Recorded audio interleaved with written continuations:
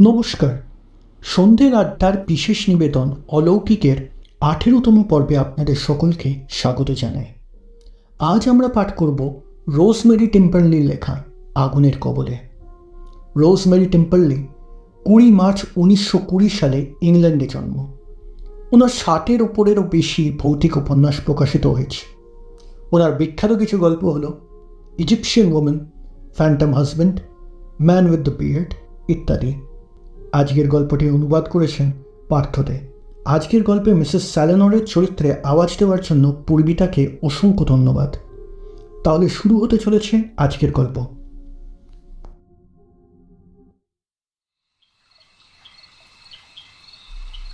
রাত তখন অনেক।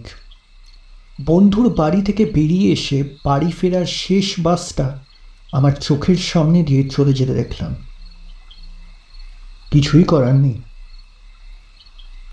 অগত্যা মফস্বলের মরুভূমির মতো নির্জন রাস্তায় আমি হাঁটতে থাকি একা একা।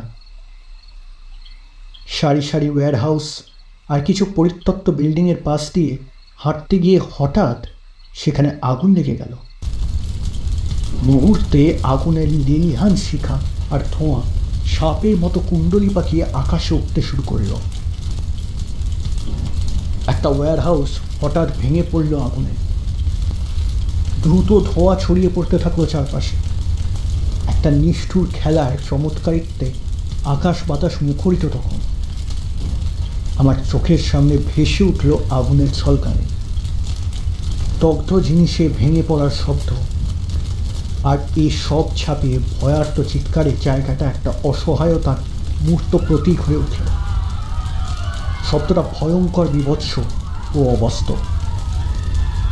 মুহূর্তে জায়গাটা যেন একটা নৈরাজ্যে পরিণত হয়ে গেল। ভালো সব কিছু বুঝি হারিয়ে গেছে।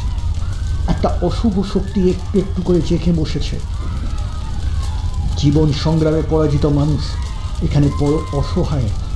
ভাবলাম গৃহ ছাড়া মানুষ সেখানে একটা আশ্রয় খুঁজে পেয়েছিল, আর এখন এই অবস্থা। কিন্তু এইসব তো কেবল আমার ভাবনা। কই কাউকে তো ওই জ্বলন্ত ওয়্যারহাউসের জানলার সামনে এসে সাহায্যের প্রত্যাশা করতে দেখা গেল না। না আগুন লাগা ঘর থেকে কাউকে ঝাঁপিয়ে পড়তে দেখা গেল। আশ্চর্য! লেলিহান আগুনের ফাঁদে পড়ে গিয়েও জ্বলন্ত বাড়ির মধ্যে কারোর মুখ দেখা গেল না। জ্বলন্ত দগ্ধ অবস্থায়, না সুস্থ অবস্থায়। তবু এর পরেও সেই আর্তচিৎকার ধ্বনি আসছে কোথা থেকে? এই কি করে সম্ভব?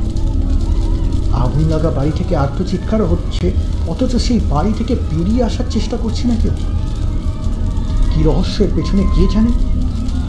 একবার ভাবলাম এই আগুনে পুড়ে মরবার সঙ্গে সঙ্গে মানুষগুলো ভূত হয়ে গেছে। এ কি তাদের অতৃপ্ত আত্মার চিৎকার? যাই হোক, তখন তাদের সাহায্যে এগিয়ে যাওয়া উচিত। আগুন নেবানোর ব্যবস্থা করা দরকার। এই সব কথা ভেবে আমার কর্তব্য স্থির করে ফেললাম। আমি তখন ছুটে গেলাম কাছাকাছির একটা টেলিফোন বুথে আর 999 ডায়াল করলাম। প্রথম সুযোগেই ফায়ার সার্ভিসের লাইন পেয়ে গেলাম। আমার নাম আর আগুন লাগা বিল্ডিংয়ের ঠিকানা বললাম। তাদের এও বললাম বেশ কিছু লোক এই জ্বলন্ত বিল্ডিংয়ের মধ্যে আটকে পড়েছে। এখনই তাদের উদ্ধার করতে হবে, তা না হলে তাদের জ্বলন্ত সমাধি হয়ে যাবে। এরপর ঘটনাস্থল থেকে বেশ খানিকটা দূরত্ব বজায় রেখে আমি একটা নিরাপদ জায়গায় এসে দাঁড়ালাম। বাড়ির জ্বলন্ত ইট কাঠ ঠিকরে ছুটে আসছিল। বাতাসে আগুনের হলকা, তাই এই সাবধানতা। তখনও সেই গা শিরশির করা আর্তচিৎকার ধ্বনি, বাচ্চা ছেলে মেয়েদের কান্না ভেসে আসছে। তবে আগের মতো সেই চিৎকারের তীব্রতা ছিল না, ক্ষীণ হয়ে আসছে। যে কোনো মুহূর্তে স্তব্ধ হয়ে আসতে পারে। ভাবতেও অবাক লাগছিল, কেনই বা তারা ঈশ্বরের নাম নিয়ে বাঁচবার চেষ্টা করলো না? তবে কি ওরা স্বেচ্ছায় মৃত্যুবরণ করতে যাচ্ছে? আমি কি কোনো আত্মহত্যার সাক্ষী হতে চলেছি? এবার আমি দমকলের ইঞ্জিনের ঘণ্টাধ্বনি শুনতে পেলাম। ক্রমশ কাছে আসছে দমকলগুলো। দমকলের ঘণ্টার আওয়াজ ক্রমশ তীব্র হচ্ছে। একটু পরেই 3টি ইঞ্জিন এসে পড়ল এবং তারা যে যার কাজে লেগে পড়ল। ইউনিফর্ম এবং হেলমেট পরিহিত দমকল কর্মীরা গাড়ি থেকে নেমে এসে কেউ জলের ট্যাঙ্কের সাথে হোস পাইপ সংযোগ ঘটালো, কেউ মই ঝোলালো, আগুনের সঙ্গে মোকাবিলা করার জন্য প্রস্তুত হলো। এখানে অভিজ্ঞতা আর সাহস প্রয়োজন, আর সেটাই দমকল কর্মীদের ট্রেডমার্ক। তেমনি দূর থেকে দাঁড়িয়ে আমি অপেক্ষা করতে থাকলাম, লক্ষ্য করতে থাকলাম, আর অধীর আগ্রহে ঈশ্বরের কাছে প্রার্থনা করতে থাকলাম কোনো মৃতদেহ যেন দেখতে না হয়। বেশ সময় লাগলো আগুন নেভাতে। পরে দমকল কর্মীরা বিল্ডিংয়ের ভেতরে গিয়ে ঢুকলো। তখনও কালো ধোঁয়ায় ভর্তি ছিল ভেতরটা। দম বন্ধ হয়ে আসার উপক্রম হলো তাদের, তবুও তাদের কর্তব্য করে যেতে হচ্ছে। আমার তখন কেবলই মনে হচ্ছিল এই বুঝি তারা মৃতদেহগুলো বহন করে নিয়ে আসবে। ওদিকে অ্যাম্বুলেন্সও প্রস্তুত। ডাক্তার ও নার্সরা অধীর আগ্রহে অপেক্ষা করতে থাকে যদি কোনো মৃত্যু পথযাত্রী উদ্ধার করে নিয়ে আসে তারা। কিন্তু দমকল কর্মীরা খালি হাতেই ফিরে এলো। আদৌ কোনো মৃতদেহের সন্ধান পাওয়া গেল না। আশ্চর্য! অফিসার ইনচার্জকে এগিয়ে আসতে দেখে আমি তাকে বললাম, আমি ঠিক বুঝতে পারছি না, মানুষের আর্তনাদ আমি নিজে শুনতে পেয়েছি, অথচ আপনি ভুল করছেন মিস্টার। মানুষের অস্তিত্বের কোনো চিহ্নই ছিল না সেখানে।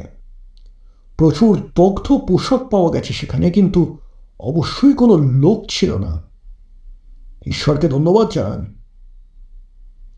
ওয়্যারহাউসে কী জিনিস মজুদ ছিল আমরা এখনো পর্যন্ত জানতে পারিনি।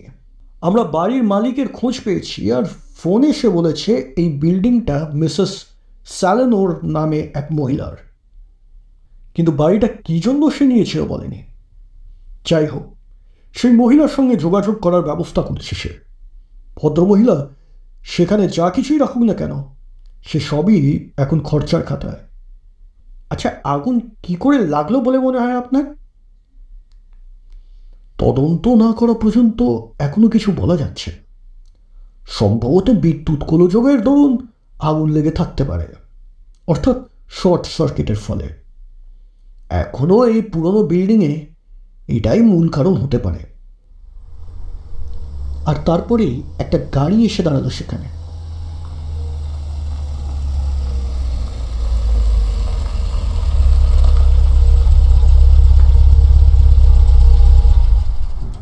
একজন মহিলা গাড়ি থেকে নেমে এগিয়ে এলো আমার দিকে।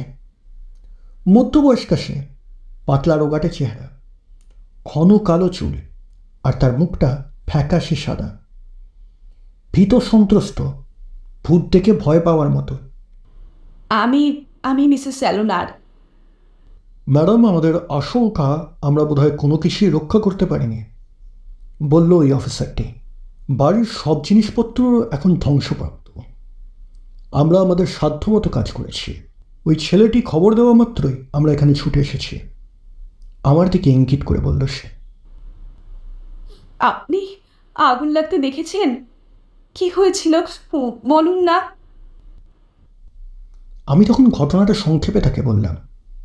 বিল্ডিংয়ে আগুন দেখে আমি তখন দমকলে খবর দিই, এই কথাও বললাম তাকে। হ্যাঁ, ওখানে ওরা সবাই ছিল। আমার সারা জীবনের ফসল, আমার জীবনের প্রেম, ভালোবাসা। আমি একটা মিউজিয়াম শুরু করতে যাচ্ছিলাম জানেন, একটা সর্বাঙ্গ সুন্দর আধুনিক জায়গা যেখানে তারা সুখী হবে এবং আরাম পাবে। আর সেখানে দর্শকরাও আসবে, তাদের প্রশংসা করবে। এমনই মূল্যবান তারা।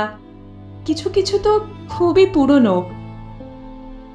আসলে সব কিছুর পিছনেই একটা না একটা ইতিহাস আছে।